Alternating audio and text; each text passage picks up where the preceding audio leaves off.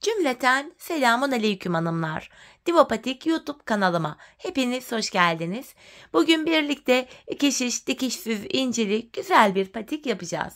Ben patiğimde piyasada rahatlıkla bulabileceğiniz normal patiklik iplerden kullandım ve altın sarısı incilerim var. Hemen şişlerimi de söyleyeyim sizlere. 3 numara hanımlar. Modelimizi de görelim. İşte modelimiz bu şekilde. Pencereli dikişsiz iki şiş çok güzel bir model oldu. Patiğimizin tabanı bu şekilde. Topu kısmı böyle. Patiğimizin hiçbir yerinde dikiş yok. Hanımlar ben bu patiğime toplamda bu tek patiğe 81 tane inci kullandım. İncilerimi ipe taktım. Ve bu patik benim elimin ölçülerine göre 37, 38 ve 39 numara ayaklar için uyumlu oldu.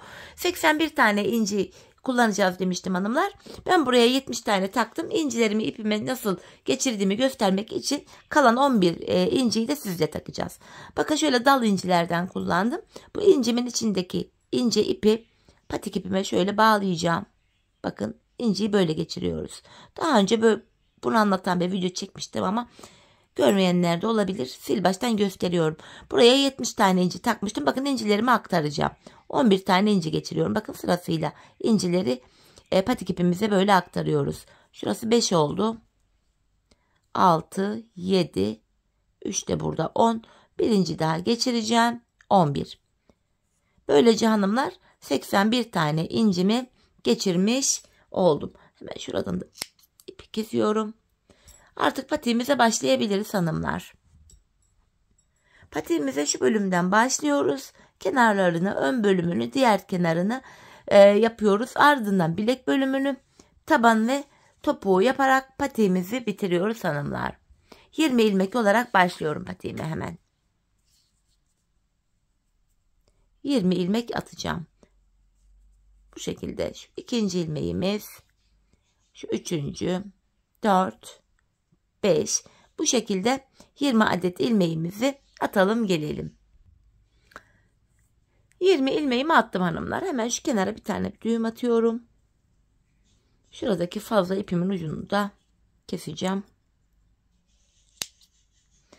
Evet hanımlar, patiğimizde tamamen haroşa örgü uygulaması yapıyoruz.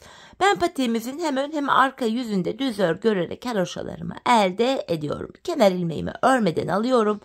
İlmeklerimin hepsini haroşa yani düz olarak örüyorum. Baştan sona düz örgü örerek patiğimi bitireceğim.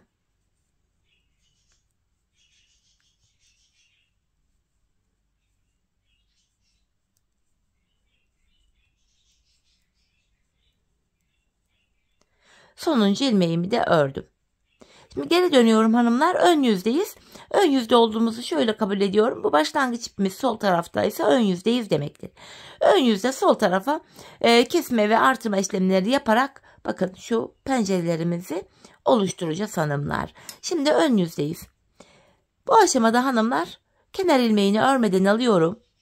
İlmeklerimi son 3 ilmeğim kalana kadar öreceğim.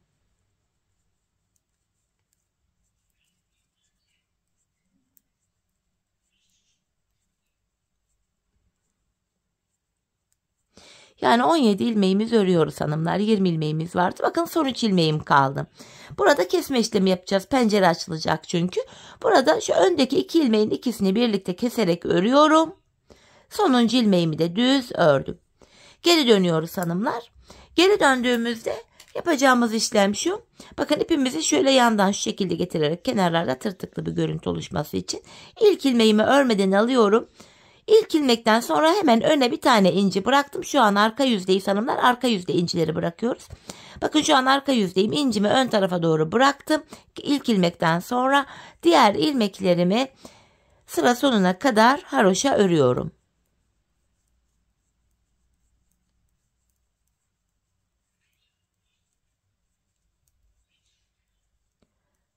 Sonuncu ilmeğimi de ördüm. Tekrar geri dönüyorum. Bu aşamada bakın ipim benden taraf değil. İlk ilmeğimi şöyle örmeden alıyorum. Bakın şu kenarda şöyle V şeklinde ilmek yerleri görünecek. Yine hanımlar ön yüzdeyiz. Tekrar son 3 ilmeğim kalana kadar öreceğim.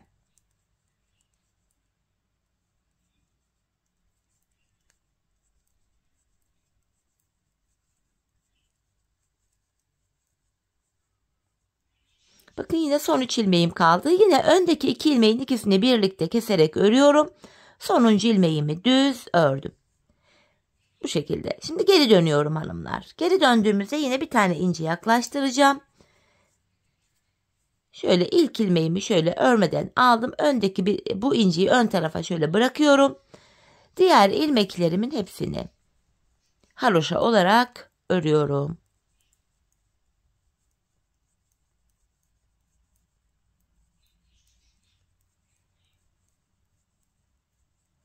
Sonuncu ilmeğimi de yine ördüm. Geri dönüyoruz, ön yüzdeyiz. Bakın burada 2 tane incimiz oluştu. Şişimizde 15 ilmek kalana kadar burada kesme işlemine devam edeceğiz hanımlar. Kenar ilmeğini örmeden aldım yine. Son 3 ilmeğim kalana kadar ilmeklerimi öreceğim.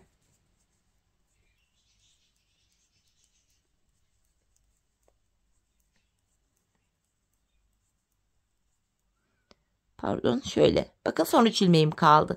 Yine öndeki 2 ilmeği kesiyorum. Sonuncu ilmeğimi düz ördüm. Tekrar geri dönüyorum hanımlar. Yine bir tane ince yaklaştıracağım buraya. İlk ilmeğimi örmeden alıyorum. Ardından hemen incimi yaklaştırdım. Önde bıraktım. Diğer ilmeklerimi şu an arka yüzdeyim. Sıra sonuna kadar örüyorum.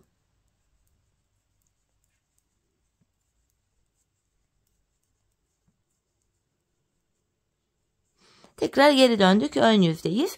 Yine burada hanımlar dediğim gibi 15 ilmeğim kalana kadar devam edeceğim kesmelere. Hatta sayarak gidelim bu aşamada. Kenar ilmeğimi örmeden aldım. İkinci ilmeğim 3, 4, 5, 6, 7, 8, 9, 10, 11, 12, 13, 14. Bakın son 3 ilmeğim kaldı. Öndeki 2 ilmeği kesiyorum. 15.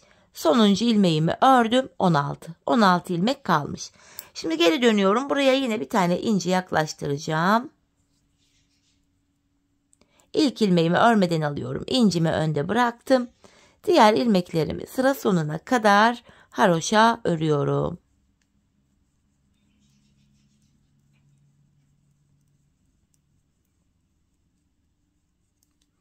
Tekrar geri döndüm hanımlar. Yine ön yüzeyim. Evet, son 16 ilmek kalmıştı. Bir iki tane daha keseceğiz. 15 ilmek kalacak. Sonra da ilmekleri artıracağız. Tekrardan son 3 ilmeğim kalana kadar öreceğim.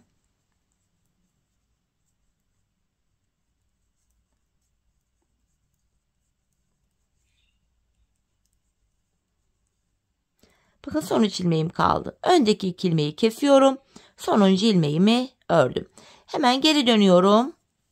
Şöyle incimi de yaklaştırdım. İlk ilmeği örmeden alıyorum. İncimi öne bıraktım.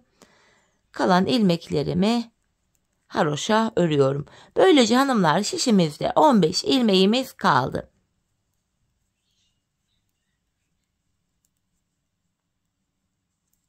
Şimdi geri dönüyorum. Tekrar ön yüzdeyiz. 15 ilmek kaldı. Burada zikzak bir görüntü oluşacak. Kesimler yaptık. Şimdi artırma yaparak buradaki ilmek sayıları tekrar artacak. Ön yüzden baktığımızda sol tarafta ilmek sayıları orada tekrardan artmaya başlayacak. Şimdi artırma işleminde şöyle yapacağız hanımlar. 15 ilmek olana kadar kesmiştik. Şimdi kenar ilmeğimi örmeden alıyorum. Bu defa artırma yaparken son 1 ilmek kalana kadar öreceğiz. Kesim yaparken son 3 ilmek kalana kadar örüyorduk. Artırma yaparken son 1 ilmek kalana kadar ördüm. Hemen ipimi parmağıma dolayıp tekrar 1 ilmek artırdım. Sonuncu ilmeğimi düz örüyorum. 15 ilmek vardı. 1 ilmek artırdım. 16 ilmek oldu. Tekrar bir tane ince yaklaştırıyorum buraya. İpim karşıda, hemen ilk ilmeği örmeden aldım. İncimi bırakıyorum yine. İlk ilmekten sonra inci bırakıyoruz hanımlar. Diğer ilmeklerimizi sıra sonuna kadar haroşa örüyoruz.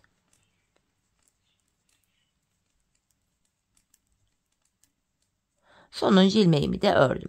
Tekrar geri dönüyorum hanımlar. Yeniden ön yüzdeyiz. Tekrar artırmalara devam edeceğiz.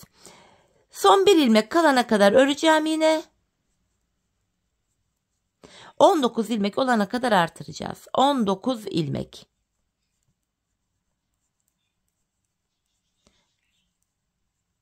Bakın son 1 ilmeğim kaldı. Hemen artırmamı yapıyorum.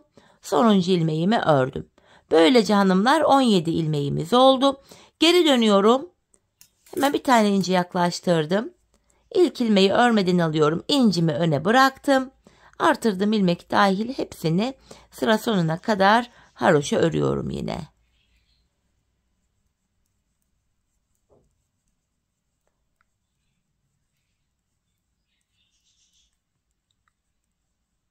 Bu şekilde.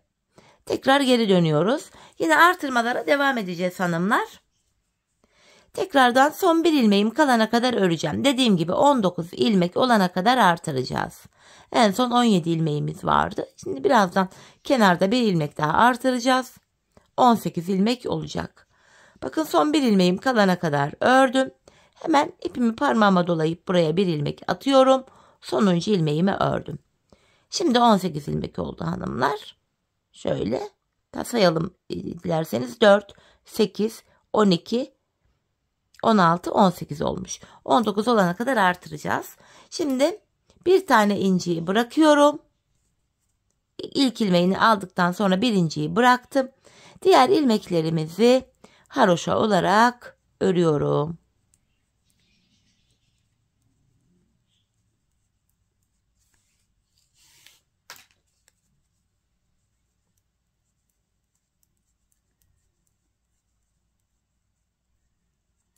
Bu şekilde. Tekrar geri dönüyorum. Ön yüzdeyim. Son kez artırmamızı yapacağız hanımlar. 19 ilmeğimiz olacak. Yeniden son bir ilmeğim kalana kadar örüyorum.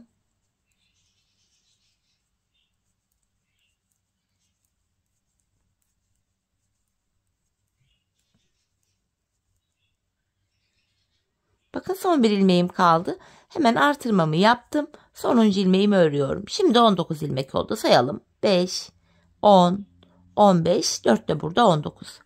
Şimdi geri dönüyorum. Bu aşamada kenar ilmeğini aldım. İncime bırakıyorum. Diğer ilmeklerimi sıra sonuna kadar haroşa örüyorum. İlk penceremizi oluşturduk hanımlar.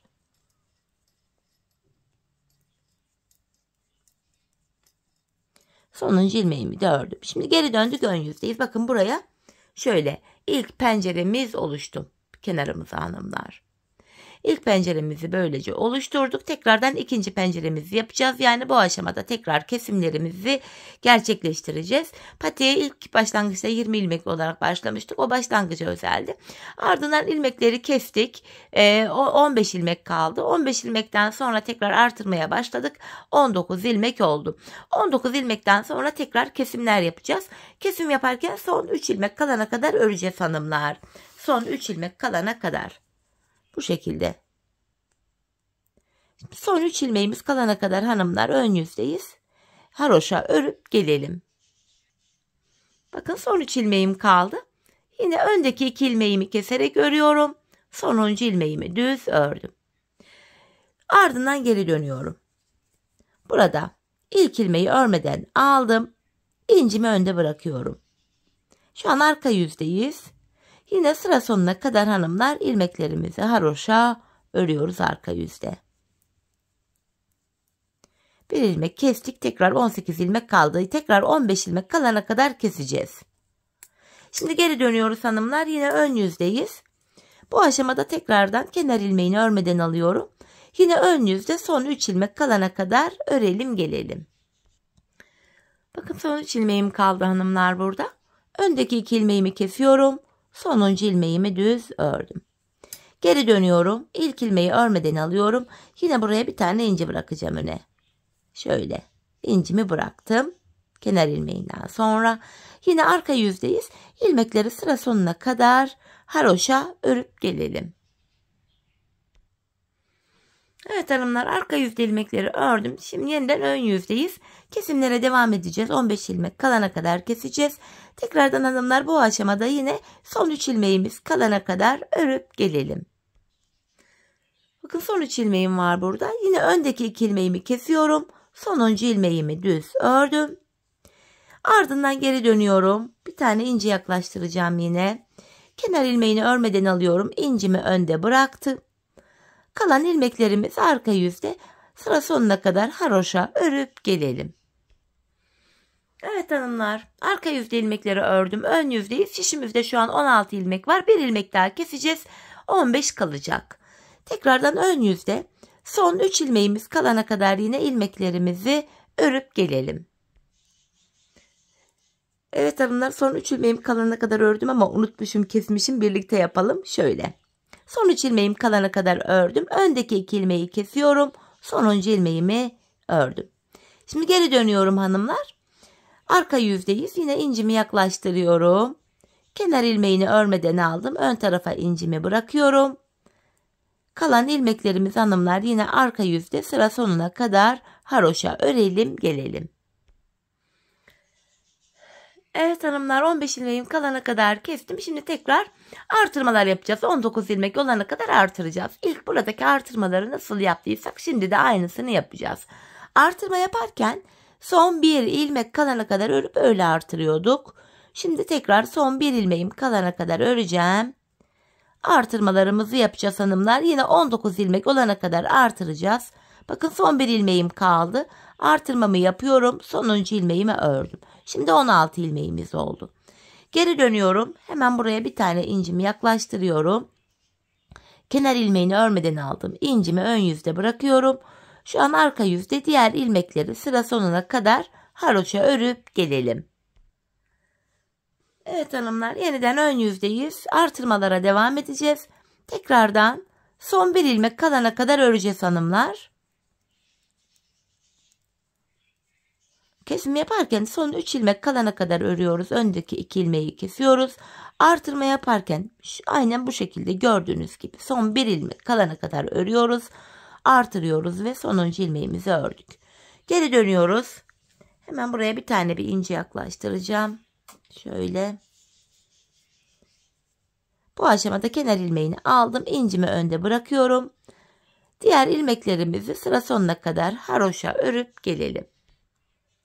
Evet hanımlar, ön yüzdeyiz. Yine artırmalara devam edeceğiz. Tekrardan son bir ilmeğimiz kalana kadar ilmeklerimizi örüp gelelim. Bakın hanımlar, son bir ilmeğim kaldı. Hemen buraya artırmamı yapıyorum. Şöyle ipi parmağıma dolayıp ilmek atıyorum. Ve sonuncu ilmeğimi düz ördüm. Yarım ilmek almışım, hemen düzelteyim. Bu şekilde. Şimdi 18 ilmeğimiz oldu hanımlar. Geri dönüyorum. Hemen incimi yakınlaştırdım. Kenar ilmeğini aldıktan sonra incimi öne bırakıyorum. Şu an arka yüzde ilmekleri sıra sonuna kadar örelim gelelim. Evet hanımlar, yeniden ön yüzdeyiz ve yine son kez artırmamızı yapacağız. 19 ilmek olacak. Ardından kesimlere başlayacağız yine. Tekrar ön yüzdeyiz. İlmeklerimizi son bir ilmeğimiz kalana kadar örelim gelelim. Evet hanımlar, bakın son bir ilmeğim kalana kadar ördüm. Hemen artırmamı yapıyorum. Sonuncu ilmeğimi düz örüyorum. Tekrar geri dönüşte de yine incimi yaklaştırdım. Kenar ilmeğini aldıktan sonra incimi önde bırakıyorum. Ve diğer ilmeklerimi sıra sonuna kadar haroşa örüyorum. Bu şekilde hanımlar artık 19 ilmeğimiz oldu. Ön yüzde tekrar kesmeye başlayacağız. Patiğimizin kenarlarında 3'er tane penceremiz oluyor. Şu anda birlikte 2 penceremizi yaptık. Şöyle geri döndüğümüzde bakın şu oyuk yerler, bakın içi doğru girmiş yerler pencere oluyor. 2 pencereyi yaptık. Aynısından bir tane daha yapacağız. Yani 19 ilmeğimiz olmuştu. Bu sırada yine ilmeklerimizi son 3 ilmek kalana kadar öreceğiz, keseceğiz. 15 ilmek kalana kadar buna devam edeceğiz. Sonrasında tekrardan artırmaya başlayacağız. Onu da son 1 ilmek kalana kadar öreceğiz, artıracağız. Bu şekilde devam edeceğiz. 19 ilmeğimiz olana kadar devam edeceğiz. Şimdi hep birlikte buraya bu şekilde bir tane daha penceremizi, yani şöyle oyuk yeri açalım. Gelelim, ardından hanımlar patiğimizin bu artırma, eksiltme şu bölümlerini birlikte tamamlayalım. Evet hanımlar, 3. penceremi yaptım, geldim. En son burada yine 19 ilmeğim var. Şimdi patiğimizin şu bölümlerini oluşturacağız. Ön bölümde oval bir görüntü oluşturmak için yapacağımız işlem şu hanımlar. Şimdilik bu pencereli bölümü yapmayacağız. Şöyle bakın, kenar ilmeğimi örmeden alıyorum. Şu ikinci, şu da 3. ilmeği. 3 ilmekten sonra geri dönüyorum. Yine ipim karşıda, ilk ilmeği düz örüyorum. Kalan 2 ilmeğimi de yine ördüm. Geri dönüyoruz. 3 ilmek ördük, geri döndük. İlmek sayıları ikişer ikişer artarak gidecek. Şimdi 5 ilmek öreceğiz. Kenar ilmeğimi aldım. 2, 3, 4, 5 ilmek ördüm. Geri dönüyorum hanımlar. Bu aşamada yine ilk ilmeğimi örüyorum. Arka yüzde 5 ilmeğimin tamamını haroşa örüyorum. Şimdi ön yüzdeyiz. 2 ilmek artacak. Bu aşamada da 7 ilmek öreceğiz, geri döneceğiz. Kenar ilmeğim 1. Şu ikinci ilmeğim 3, 4, 5. 2 ilmek daha örüyorum, 7 oldu. Geri dönüyorum. Arka yüzde 7 ilmeğimi düz örüyorum.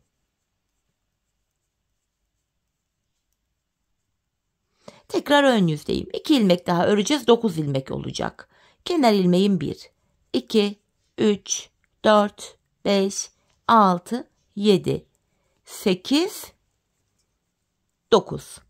Geri dönüyorum hanımlar. Arka yüzdeyim. 9 ilmeğimin tamamını haroşa örüyorum. Tekrar geri döndük, ön yüzdeyiz. 2 ilmek daha öreceğim buradan. Yani 11 ilmek oluyor. Kenar ilmeğim 1, 2, 3, 4, 5, 6, 7, 8, 9, 10, 11. Geri dönüyorum hanımlar. Arka yüzde 11 ilmeğimi tamamen haroşa örüyorum. 3 ilmek ile başladık. 5 ördük, 7 ördük, 9 ördük, 11 ördük. Şimdi son kez öreceğiz, 13. Ön yüzdeyim. 13 ilmek öreceğim bu defada. 2, 3, 4, 5, 6, 7, 8, 9, 10, 11, 12, 13. 13 ilmekten sonra geri dönüyorum hanımlar. Arka yüzde 13 ilmeğimi haroşa örüyorum. Burun kısmında oval bir görüntü oluşuyor. Şimdi tekrar geri döndük hanımlar. 3 ilmekle başlamıştık. 5 ördük, 7 ördük, 9 ördük, 11 ördük, 13 ördük. Şimdi ikişer ikişer azalarak gelecek bu. En son 13 örmüştük. Şimdi 11 öreceğim. Kenar ilmeğim 1, 2, 3, 4, 5, 6, 7, 8, 9, 10, 11 örüyorum. Geri dönüyorum. Arka yüzde 11 ilmeğimi haroşa örüyorum.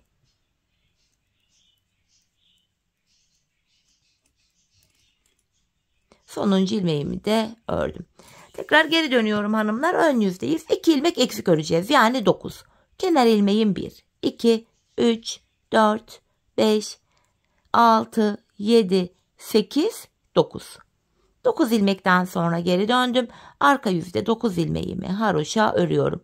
İkişer ikişer artarak gitmişti ilmek sayıları. Şimdi de ikişer ikişer azalarak eksiliyor. Evet, şimdi tekrar ön yüzdeyiz. 2 ilmek eksik öreceğim, yani 7 ilmek. Kenar ilmeğim 1, 2, 3, 4, 5, 6, 7. Geri dönüyorum. Arka yüzde 7 ilmeğimi örüyorum hanımlar.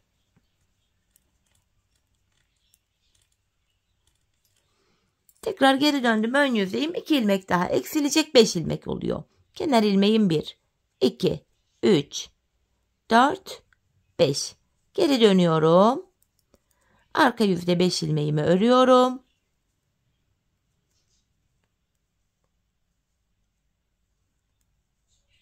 Tekrar geri döndüm, ön yüzdeyim.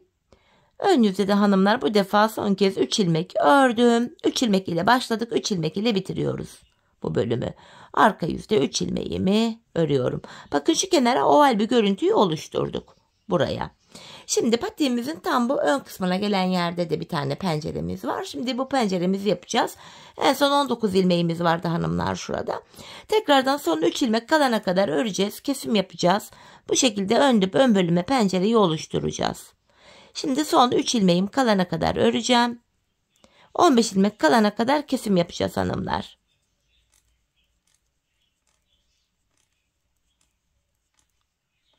Bakın son 3 ilmeğim kaldı. Öndeki 2 ilmeğimi kesiyorum.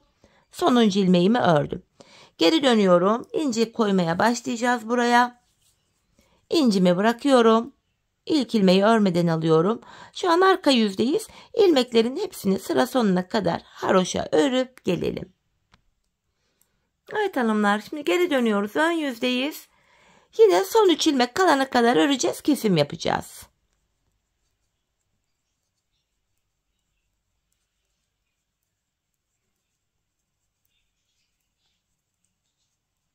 Bakın son 3 ilmeğim kaldı. İkisini kesiyorum. Sonuncu ilmeğimi ördüm. Geri dönüyorum.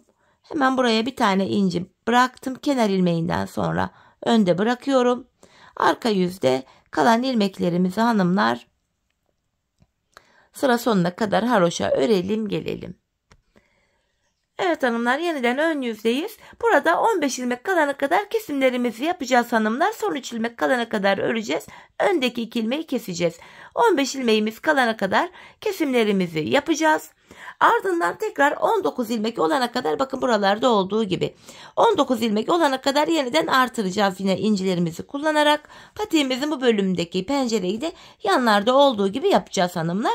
Şimdi dediğim gibi 15 ilmek olana kadar keselim. Ardından tekrar 19 ilmek olana kadar yeniden ilmeklerimizi artıralım gelelim. Evet hanımlar, patiğimin tam orta bölümüne şuraya bakın bir tane penceremi yaptım. 15 ilmek kalana kadar kestim. Tekrar 19 olana kadar artırdım. Şimdi patiğimizin şu bölümünde yapmış olduğumuz işlemin aynısını bakın şuraya da yapacağız. Hani oval bir görüntü oluşturabilmek adına. Yine burada yaptığımız işlemin aynısı. İlk başta 3 ilmek örmüştük. Kenar ilmeğim 1, 2, 3. Geri döndük. Yine arka yüzde 3 ilmeğimizi haroşa örüyoruz. Bu şekilde hanımlar. Şimdi 5 ilmek öreceğiz. Arka yüzde 5 ilmeği haroşa yapacağız. 7 ilmek öreceğiz. Ardından 9 ilmek, 11, 13. Sonra ikişer ikişer azalarak devam edeceğiz. İlk modelde olduğu gibi aynısı. 13'ten sonra 2 ilmek azalacak 11, 2 tane azalacak 9, 2 azalacak 7, 5, 3 kalana kadar yine aynı işlemi yapalım gelelim hanımlar. Ardından patiğimizin şu diğer kenarındaki pencerelerine geçeceğiz. Evet hanımlar, patiğimin bu bölümünü yaptım geldim. 13 ilmek olana kadar ikişer ikişer artırdım. 3 ilmek kalana kadar ikişer ikişer eksilttim geldim. Bu bölüm bitti. Şimdi patiğimizin şu diğer kenarına başlayacağız. Bakın şuraya. Buradaki pencereleri yapacağız. Bu ilk kenardaki pencereleri nasıl yaptıysak bunlar da yine aynı şekilde yapılacak hanımlar. Yine en son 19 ilmeğimiz vardı burada. Tekrar penceremizi açacağız. Yine yapacağımız işlem aynı. Son 3 ilmek kalana kadar öreceğiz. Bakın hepsini örüyorum hanımlar.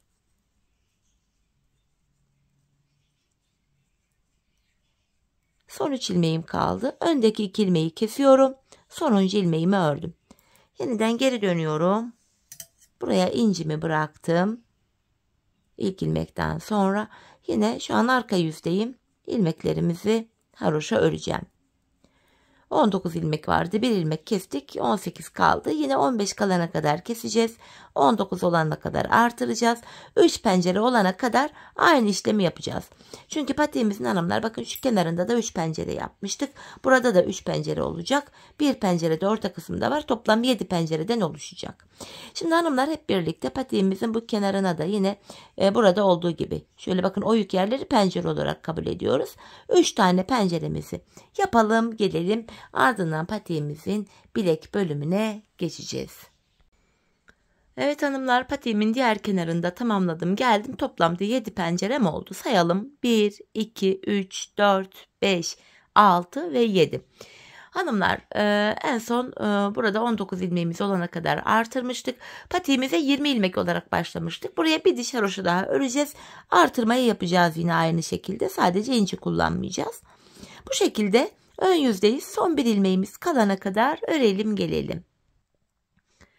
Son bir ilmeğim kalana kadar ördüm hanımlar. En son buraya artırmamı yapıyorum. Bu defa 20 ilmek oldu. Sonuncu ilmeğimi düz ördüm. Şimdi geri dönüyorum. Kenar ilmeğimi örmeden aldım. Arka yüzdeyim. Arka yüzde 20 ilmeğimizin tamamını haroşa örelim gelelim. Evet hanımlar, ilmeklerimizi ördük. Şimdi ön yüzdeyiz. Kesim yapacağız. İkişer ikişer toplayarak ilmeklerimizi kesiyoruz. Çok sıkı bir kesim yapmayalım hanımlar. Biraz esnek olsun. Patiğimizin topuğunu yaparken bu kesim yerlerinden ilmekler çıkararak öreceğiz çünkü. Topuk bölümünü bu şekilde. Sıra sonuna kadar ilmeklerimizi keselim gelelim. Evet hanımlar, ilmeklerimi kestim. Son 2 ilmek kaldı. Yine bunları da aynı şekil kesiyorum. Şimdi patiğimizin şu bölümünü yapacağız hanımlar. İpimizi kesmeden şu boğaz kısmını yapacağız, şu bölümü. Bu bölümde hanımlar şişimizde bir ilmek var. En son kesim yaptığımız ilmek burada kaldı. Hemen dibinden girerek bir ilmek daha çıkartıyoruz bu tepeden.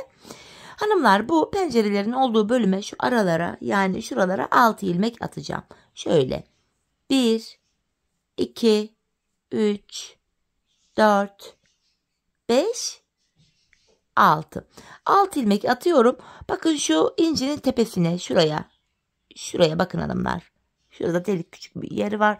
Oraya batarak oradan şöyle bir ilmek çıkarıyorum. Böyle tek ipin kenarına şuraya yapmayalım hanımlar. Bakın burada o zaman şöyle ayrık bir görüntü olur. Şöyle dibine şu şekilde 2 ipe birden girerek buradan bir ilmek çıkarıyoruz. Tepeye ekledik. Buradan bir ilmek çıkarttık. Sonra ikinci pencere için 6 ilmek atacağız. 1, 2, 3, 4, 5, 6. Yine buradan da hanımlar bakın en tepedeki inci burada. Onun şöyle tepesine şöyle girerek buradan bir ilmek çıkartıyoruz. Devamında yine araya 6 ilmek atacağım. 1, 2, 3, 4, 5, 6. Sonrasında yine bir sonraki tepeye, bakın en tepedeki yere. Buraya girerek buradan da ilmek çıkarıyoruz. Tepelerden birer ilmek çıkartıyoruz ve bu pencere aralarına 6'şer ilmek çıkarıyoruz. Bu sıra sonuna kadar aynı işlemi yapalım gelelim. Evet hanımlar, sonuna kadar geldim. En son 6 ilmek attım. Buradan da hanımlar diğer tarafta, bakın ilk başa şurada 2 ilmek vardı. Şu kenardan da 2 ilmek çıkaracağız. Birini incinin tepeye girerek çıkarıyorum. Şuraya. Diğerinde bakın şurada bir haroşamız vardı ilk. Onun kenarına girerek çıkaracağız. Orası biraz sık olduğu için oraya şöyle tığ yardımıyla girerek ilmeğimi çıkarıyorum. Böyle. Kenardan 2 ilmek çıkarttık. Şimdi hanımlar geri dönüyorum. İlmeklerimizi çıkardık. Bu aşamada kenar ilmeğini örmeden alıyorum. Hanımlar, ilmeklerimizin tamamını sırasıyla haroşa olarak öreceğiz. Araya attığımız 6 ilmeğimizi haroşa örüyoruz.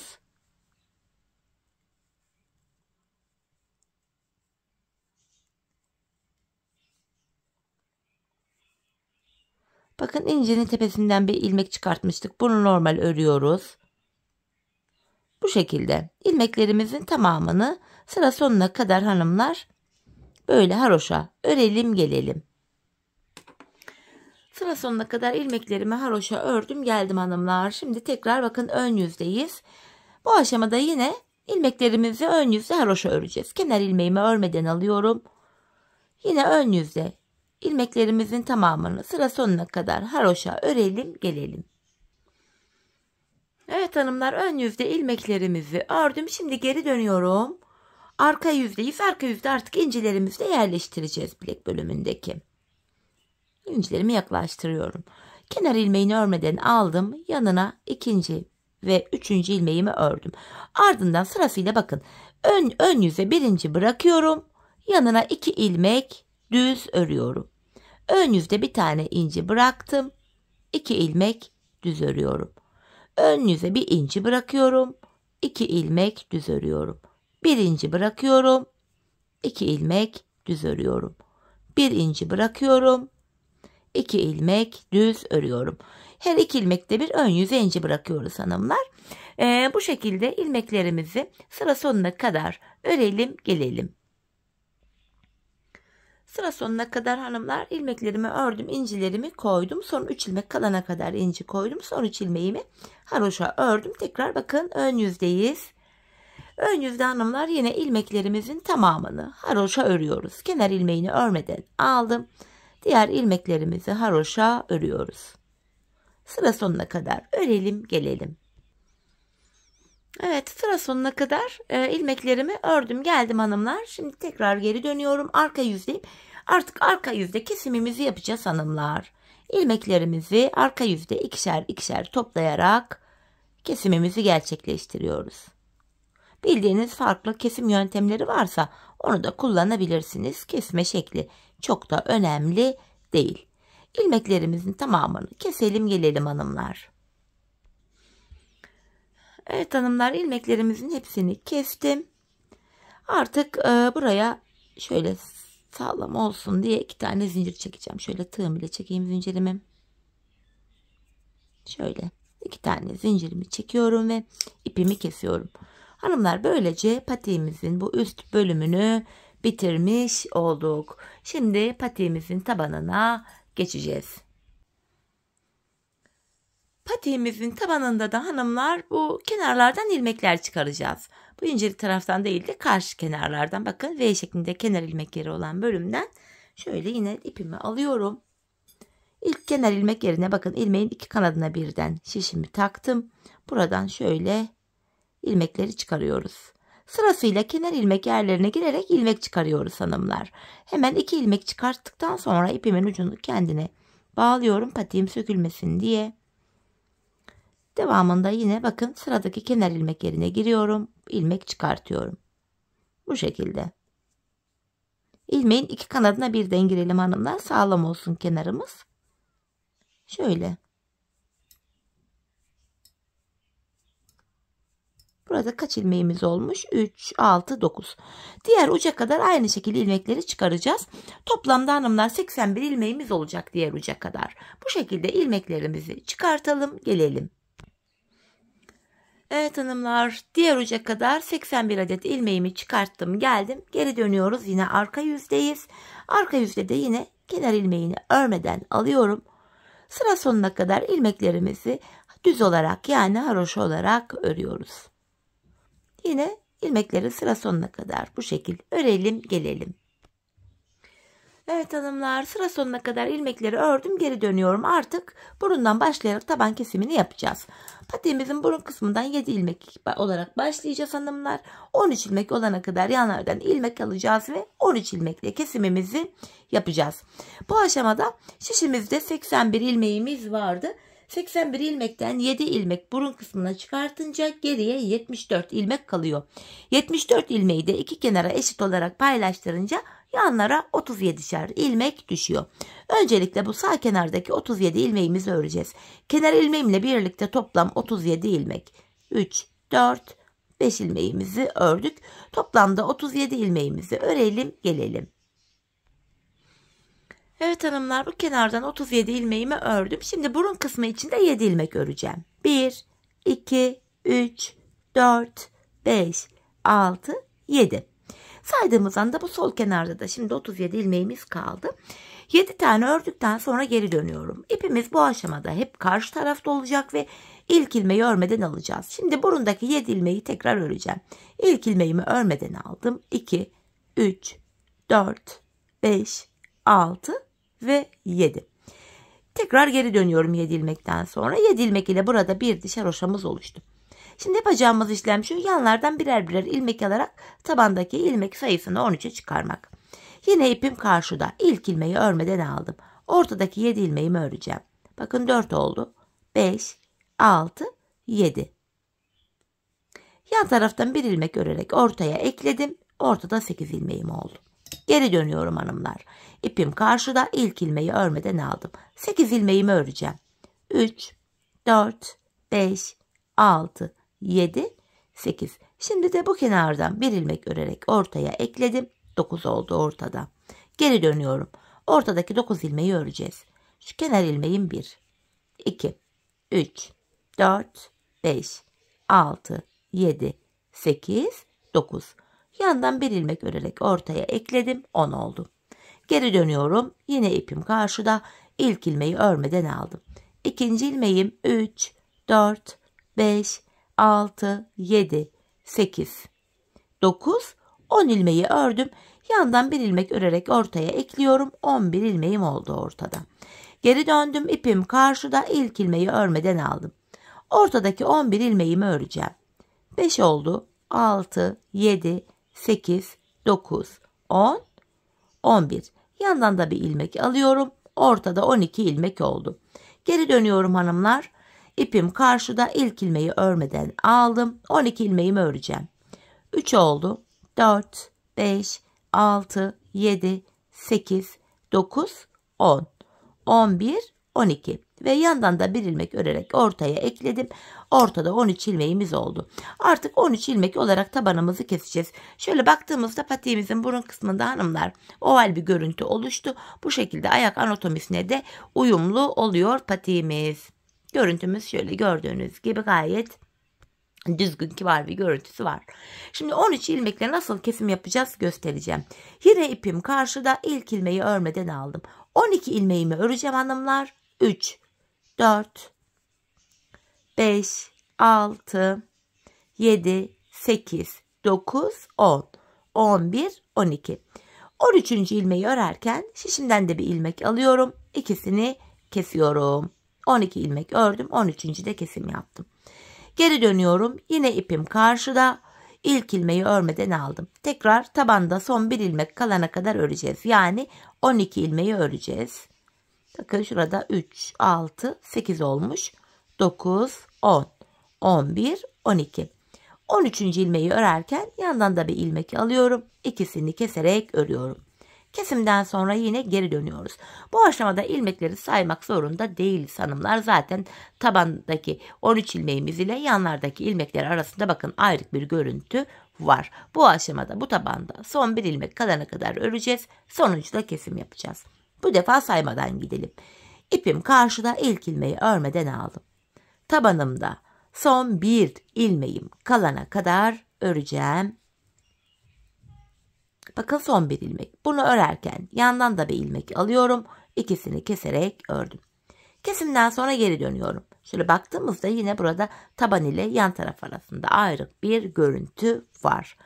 Tekrar tabanda son bir ilmeğim kalana kadar öreceğim. Bakın tabanımızda son bir ilmek kaldı. Bunu örerken yandan da bir ilmek alıyorum. İkisini keserek örüyorum. Tabanımız 13 ilmek üzerinden böyle kesilecek hanımlar. Biz bu kesme işlemine sağ ve bu sol taraftaki ilmekler bitene kadar devam edeceğiz. Kesim sonunda şişimizde sadece tabanda kullandığımız 13 ilmek kalacak. Şimdi hep birlikte patiğimizin tabanını örelim gelelim. Evet hanımlar, patiğimin tabanını 13 ilmek olarak ördüm geldim. Şişimde en son 13 ilmeğim kaldı. Artık patiğimizin şu arka topuk bölümünü öreceğiz 13 ilmek ile. Yine haroşaya devam ediyoruz hanımlar. İpim karşıda, ilk ilmeğimi örmeden alıyorum. Son 2 ilmeğim kalana kadar öreceğim.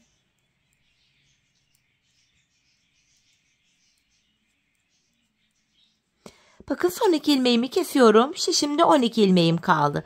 Bu aşamada hemen yanlarda kenar ilmek yeri var. İlk kenar ilmek yerine girerek bakın şuradan bir ilmek çıkarıyorum. Tekrar 14 ilmeğimiz oluyor. 13 ilmeğimiz oluyor. Bu şekilde hem patiğimizin arka bölümünü örmüş oluyoruz hem de bu arkaları şu kenarlara eklemiş oluyoruz. İlmek çıkarttıktan sonra hanımlar geri döndüm. Yine ipim karşıda, ilk ilmeğimi örmeden alıyorum.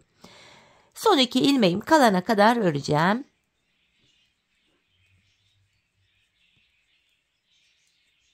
Son 2 ilmeğimi kesiyorum. Bu sağ kenardan ilmek çıkartırken bakın kenar ilmek yerinden ilmek çıkaracağız. Dönüyorum, ön yüzde ilmek çıkaracağım. Bakın burada da şu kenar ilmek yerine girerek şöyle ilmeğimi çıkarttım. Tekrar 13 ilmeğimiz oldu. Şimdi yine ilmeklerimi örüyorum. Patiğimizin bu bölümünde son 2 ilmek kalana kadar örüyoruz. Son 2 ilmeği kesiyoruz ve sıradaki kenar ilmek yerinden ilmek çıkarıyoruz. Bakın yine son 2 ilmeğim. İkisini keserek ördüm ve bakın kenar ilmek yerine ilmeğin iki kanadına birden girerek buradan şöyle ilmeğimi çıkarttım. Tekrar ilmek çıkarttıktan sonra geri dönüyorum. İpim karşıda, ilk ilmeğimi örmeden aldım. Son 2 ilmeğim kalana kadar öreceğim hanımlar. Son 2 ilmek kalana kadar. Bakın son 2 ilmeğim kaldı. İkisini kesiyorum. Geri döndüm. Ön yüzdeyim. Yine burada da yine ön yüzde sıradaki kenar ilmek yerine ilmeğin iki kanadına birden girerek ilmek çıkarıyorum. Böylece tekrar 13 ilmeğimiz oldu. Patiğimizin arkası böyle yapılacak hanımlar. Devam ediyorum. Bu şekilde. Bakın yine son 2 ilmeğim kaldı. Bu ikisini kesiyorum ve sıradaki kenar ilmek yerim şurası. Buraya girerek bir ilmek çıkartıyorum. Patiğimizin arkası böyle yapılacak. Hanımlar biz bu işleme şuraya ve şuraya gelene kadar, bakın son kenar ilmek yerlerine gelene kadar devam edeceğiz. Şimdi hep birlikte patiğimizin topuk bölümünü tamamlayalım, gelelim. Evet hanımlar, son kenar ilmek yerlerine gelene kadar patiğimin topuğunu bakın bu şekilde ördüm geldim. Şimdi ilmeklerimizi keseceğiz hanımlar. Sırasıyla ikişer ikişer toplayarak ilmeklerimi kesiyorum. Patiğimizi böylece bitirdik.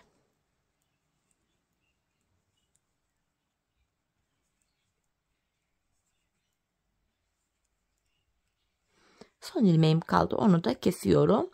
Bu aşamada şu kenarımızda tümsek bir görüntü oluşmasın diye tığımı aldım. Şöyle dibine batarak şuraya bir sık iğne oluşturuyorum. Buraya da şöyle bir tane sıkı bir zincir çekip ipimi kestim.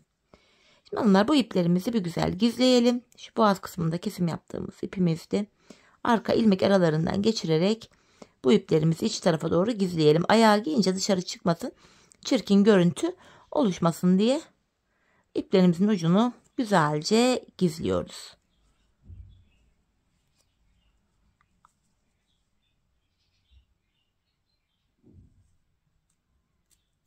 Şöyle bir de şu arada bir ipimiz vardı. Bu da başlangıç ipimiz. Onu da yine arka ilmek aralarına şöyle kaydırarak gizliyoruz. Evet hanımlar, patiğimizi bitirdik. Topumuza bir bakalım arkadan. Arkadan duruşu bu şekilde. Patiğimiz şöyle, bakın haroşa örgü olduğu için esnek, ayağı saran bir model. Hemen patiğimizi manken ayağımıza giydireyim. Bir de ayağımızda görelim hanımlar. Bu şekilde. Çok şık, çeyiz için uygun güzel bir patik oldu. Sizler dilediğiniz renk ip ve dilediğiniz renk inci kullanarak yapabilirsiniz. Ben çok beğenerek, çok severek yaptım. Umarım sizler de benimle birlikte patiğinizi beğenerek, severek yaparsınız hanımlar. Evet, patiğimizi şöyle ayağımıza da giydirdim. Bu şekilde. Yandan duruşta yine böyle. Çok güzel, şık, güzel bir patik oldu. Şöyle bir düzelterek giydireyim hanımlar. Makine ayak kaygan olduğu için tam net gösteremedim işte. Patiğimiz bu şekilde. Evet hanımlar, yine birlikte güzel bir modelin daha sonuna geldik. Umarım sizlere faydalı, hoş bir video olmuştur. Yeni modellerde, yeni videolarda buluşmak dileğiyle. Şimdilik hoşça kalın, sağlıcakla kalın.